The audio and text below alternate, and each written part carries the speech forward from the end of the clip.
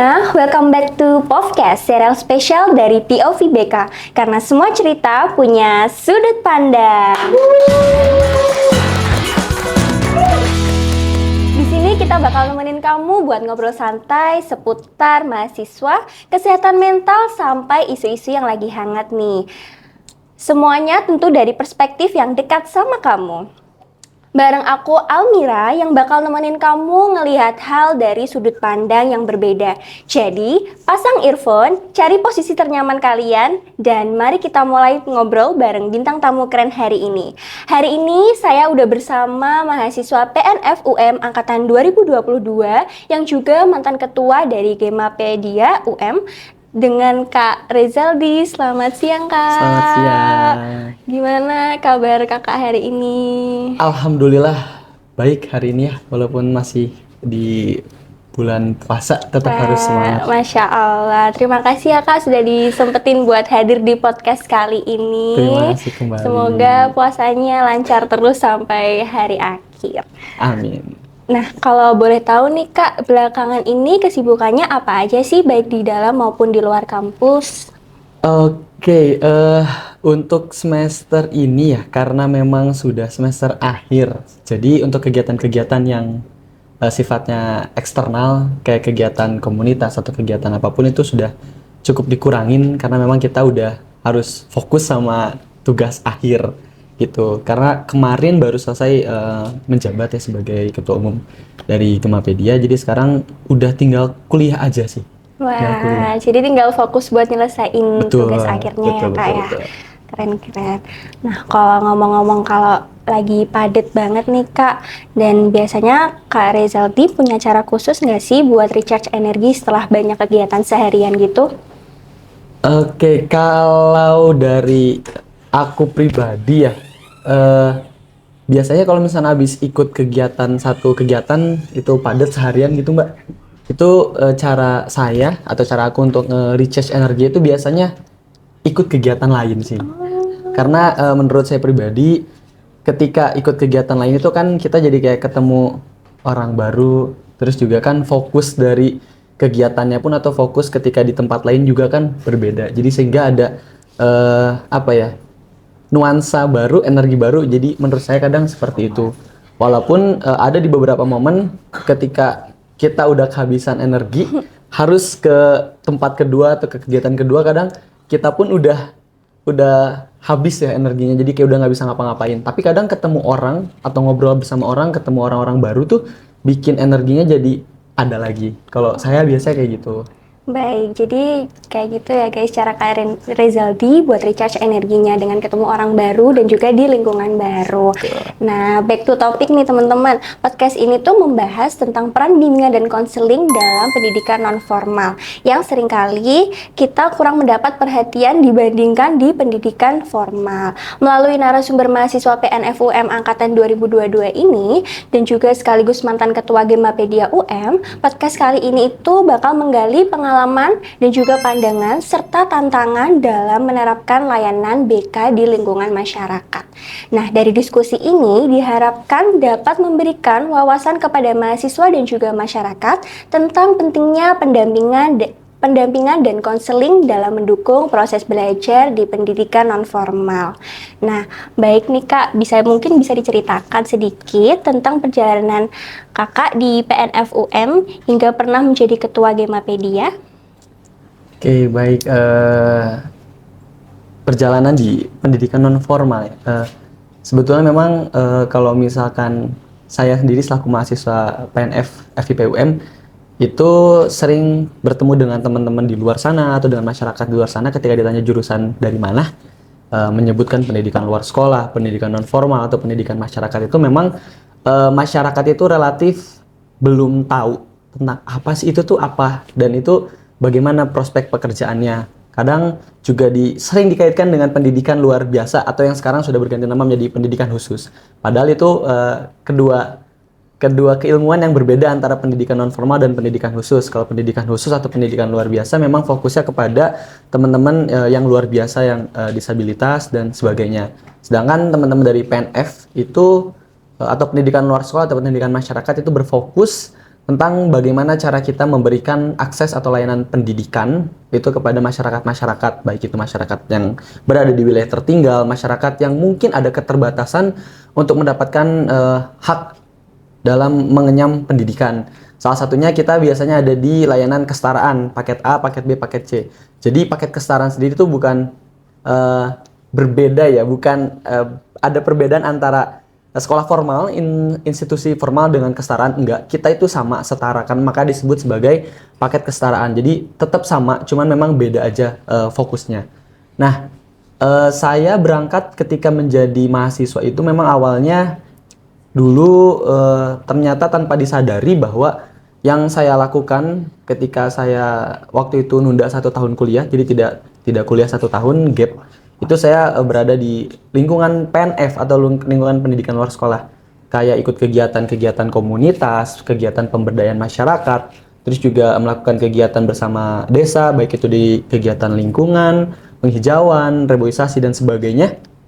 Tanpa saya sadari bahwa ternyata yang saya ikuti, yang saya kerjakan bersama masyarakat di desa saya pada saat itu, ternyata itu adalah bagian dari keilmuan pendidikan luar sekolah atau pendidikan non formal.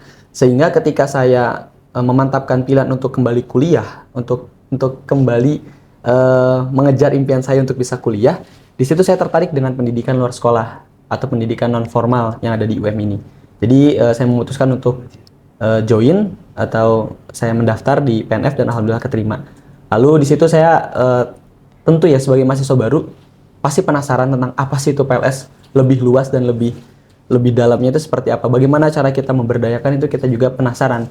Dan di situ rasa penasaran saya implementasikan ke dalam sebuah aksi ya. Jadi saya mengikuti beberapa kegiatan-kegiatan mulai dari kegiatan komunitas, Mbak. Saya bergabung dengan komunitas-komunitas. Waktu itu ikut juga komunitas yang mengajar di Lembaga Pemasyarakatan kelas 1 Malang. Terus juga ikut kegiatan-kegiatan komunitas mulai dari kegiatan pemberdayaan masyarakat, kegiatan pengabdian masyarakat di desa-desa, salah satunya yaitu di UKM Gemapedia atau Gerakan Mahasiswa Peduli Pendidikan. Di situ kita kegiatannya mengajar di satuan pendidikan formal yang ada di wilayah 3T, khususnya di Kabupaten Malang. Terus juga kita mengajar di Lembaga Pemasyarakatan kelas 1 Malang atau lapas laki-laki dan lapas perempuan kelas 2A Malang.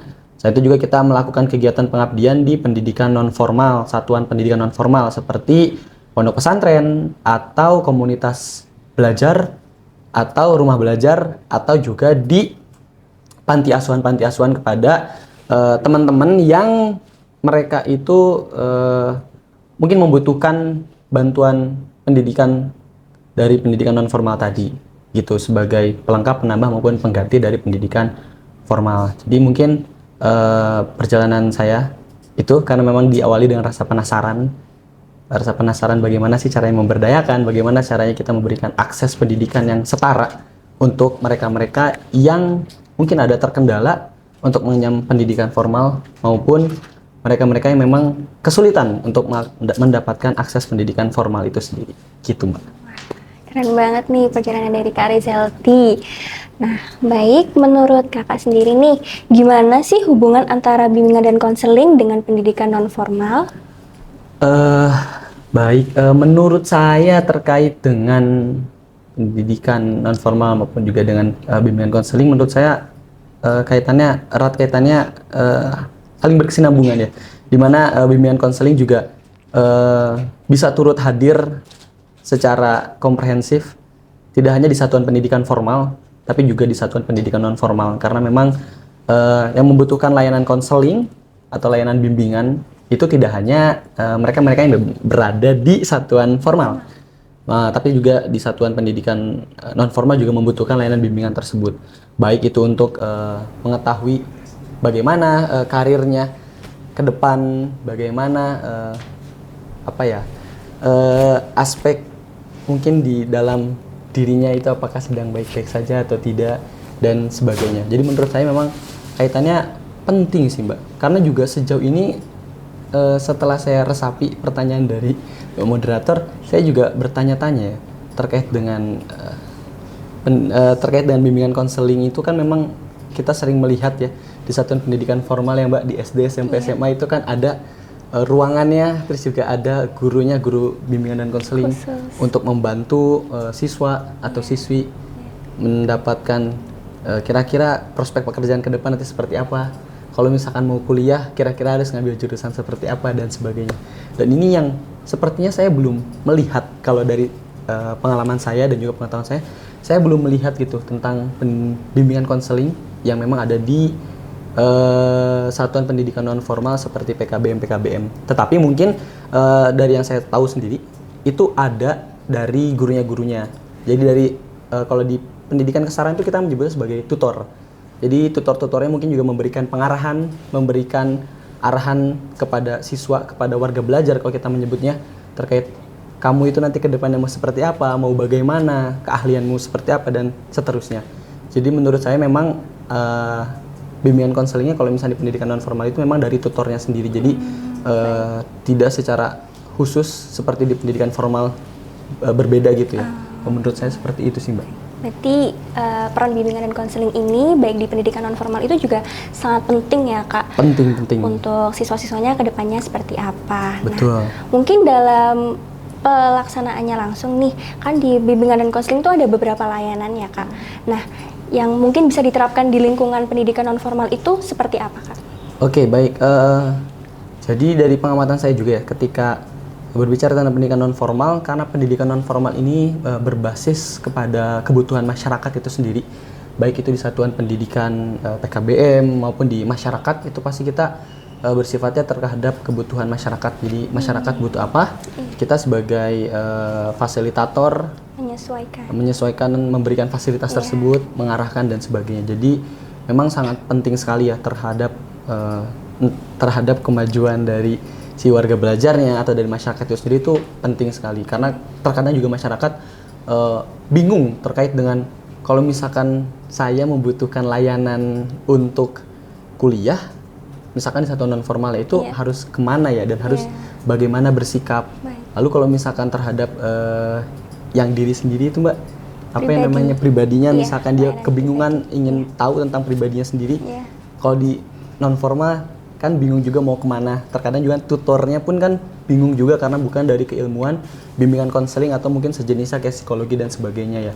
Jadi menurut saya sangat penting sih, karena memang untuk kebutuhan dia ke depannya juga. Betul. Baik.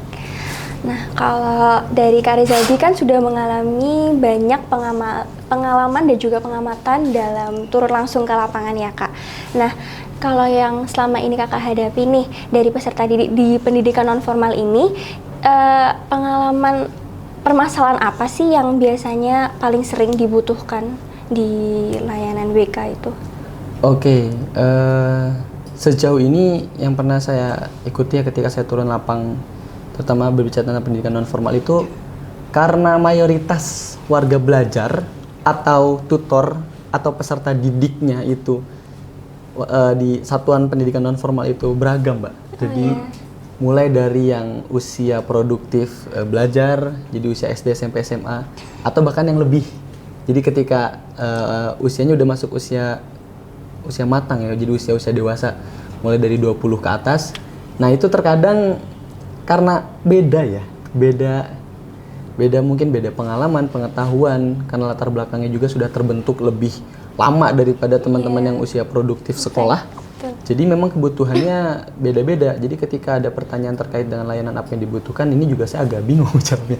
Tapi mungkin dari saya pribadi lebih jelasnya terkait dengan layanan bimbingan konseling apa yang bisa diberikan kepada para warga belajar yang ada di satuan pendidikan non formal. Salah satunya menurut saya adalah layanan tentang diri sendiri dan karir sih. Karena banyak teman-teman warga belajar yang mengikuti program kesetaraan paket A, paket B, paket C itu memang harus didorong oleh orang sekitar atau oleh orang tua, karena biasanya karena faktor lingkungan atau mungkin karena faktor dirinya sendiri yang mungkin agak enggan untuk bersekolah. Nah, ketika menghadapi fase misalkan mau melamar pekerjaan membutuhkan ijazah, baru mulai sekolah.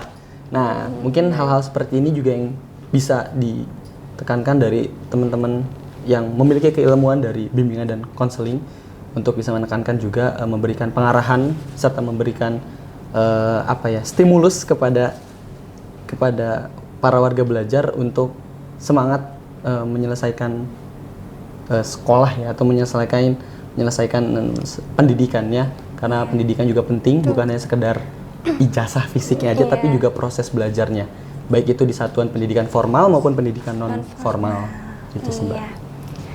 Nah, kalau dari Kak Rizaldi kan mengharapkan juga kita sebagai mahasiswa atau lulusan PNF sendiri tuh bisa memberikan pendampingan langsung ya di masyarakat yang mungkin non formal itu tadi.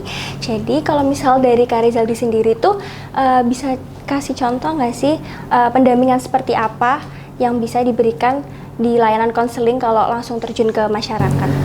Oke, baik. Jadi kalau menurut saya sendiri itu terkait dengan layanan yang bisa teman-teman dari keilmuan, bimbingan, dan konseling juga berikan terhadap masyarakat di satuan pendidikan non formal itu salah satunya adalah layanan belajar.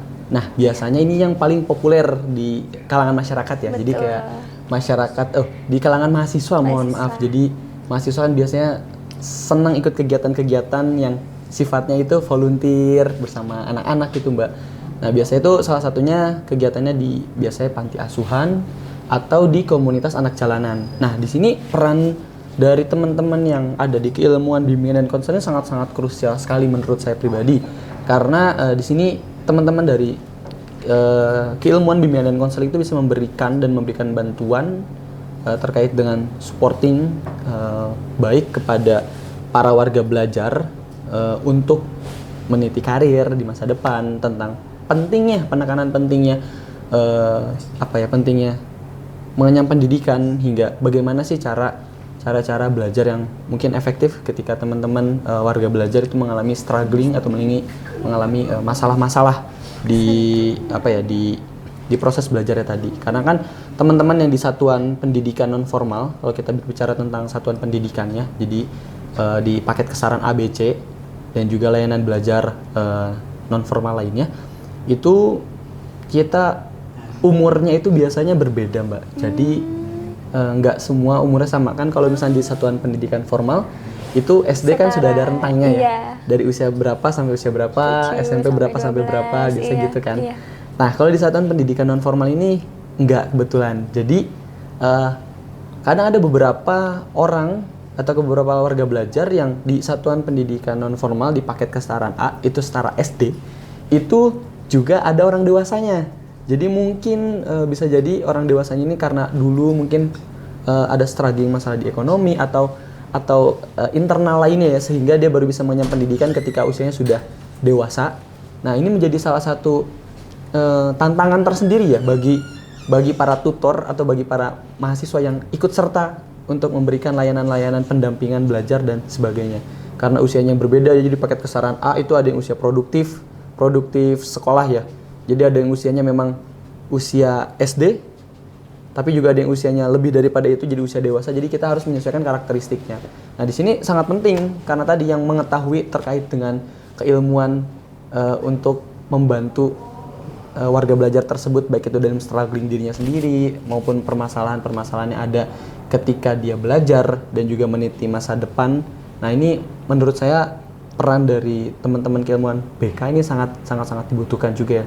Karena nggak hanya sekedar di satuan pendidikan formal, tapi juga di non formal. Karena untuk mengenyam pendidikan itu kan memang hak semua warga negara, itu kan diatur juga di negara. Itu mungkin kalau di satuan pendidikan non formal, jadi di satuan pendidikannya.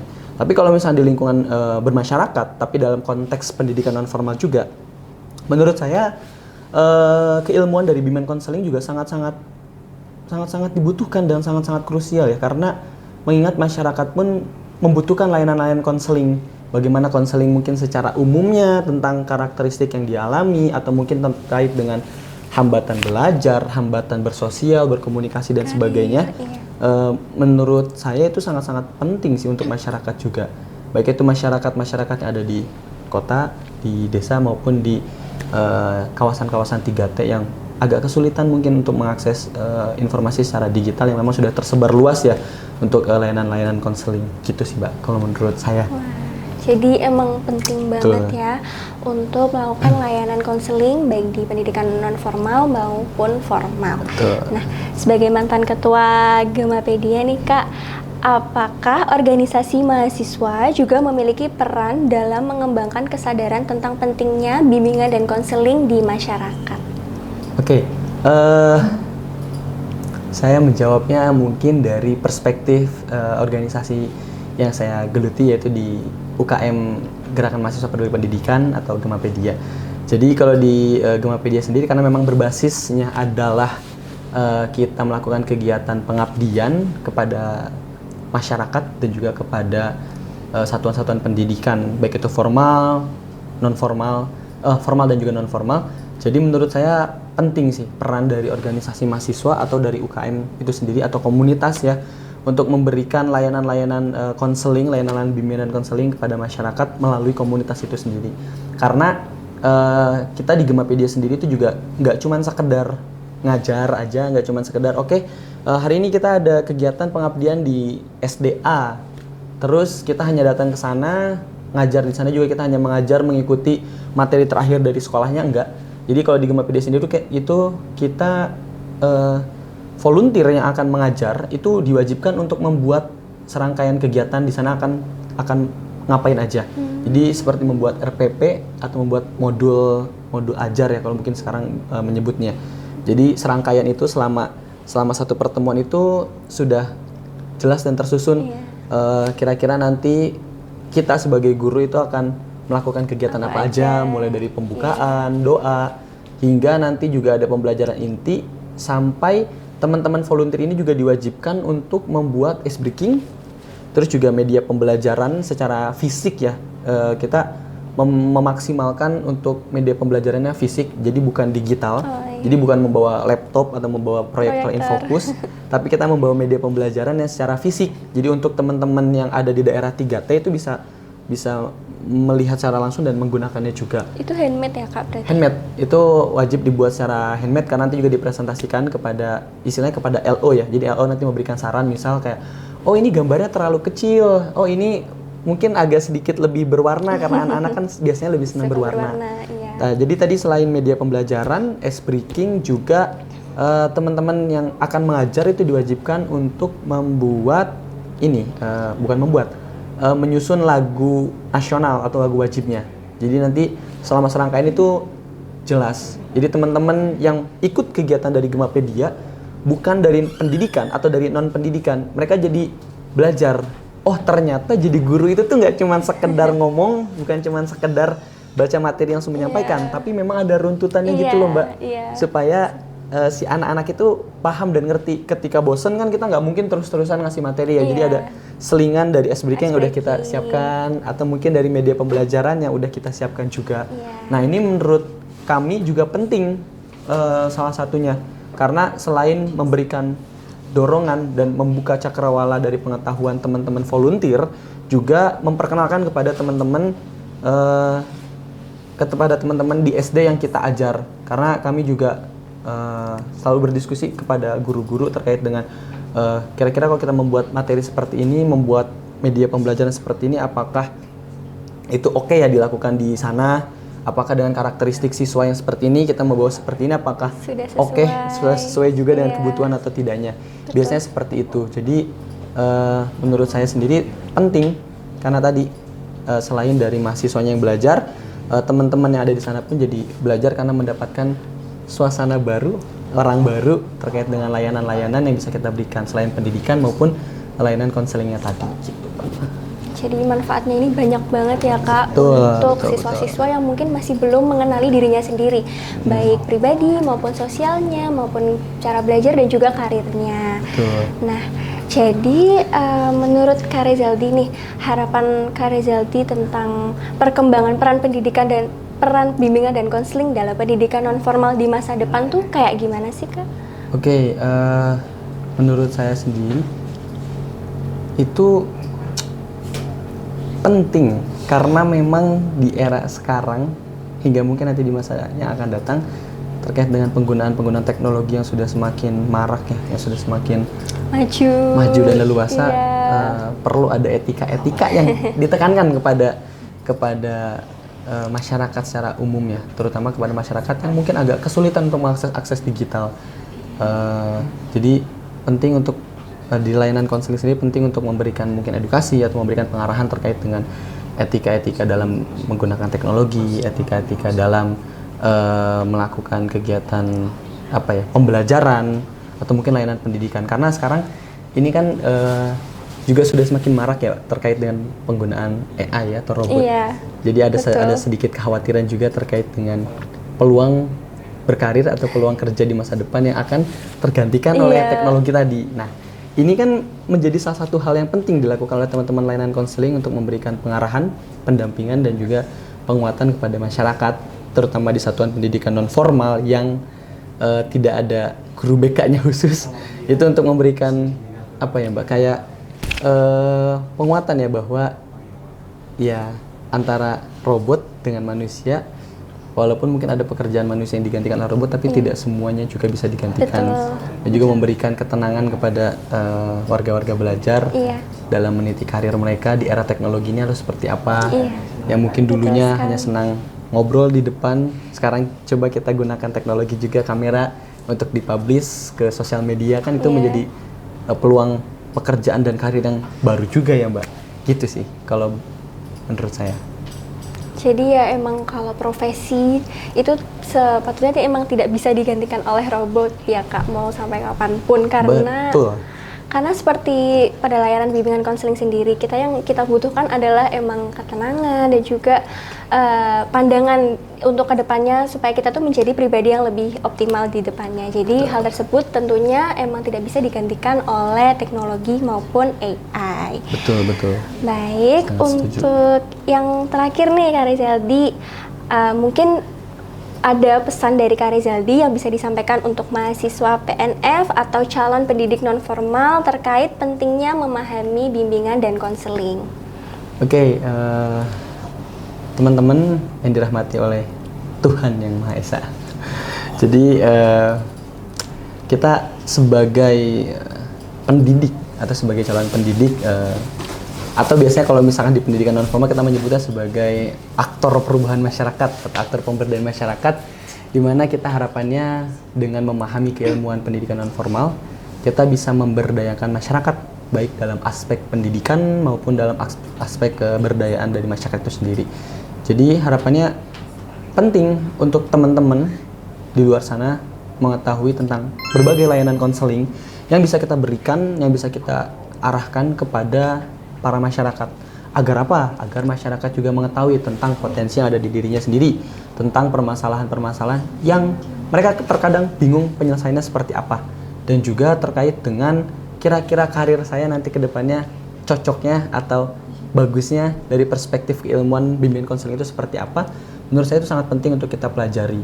Mengingat pendidikan non formal itu berbeda dengan pendidikan formal. Kita berbeda bukan berarti ada kasta, tapi bukan.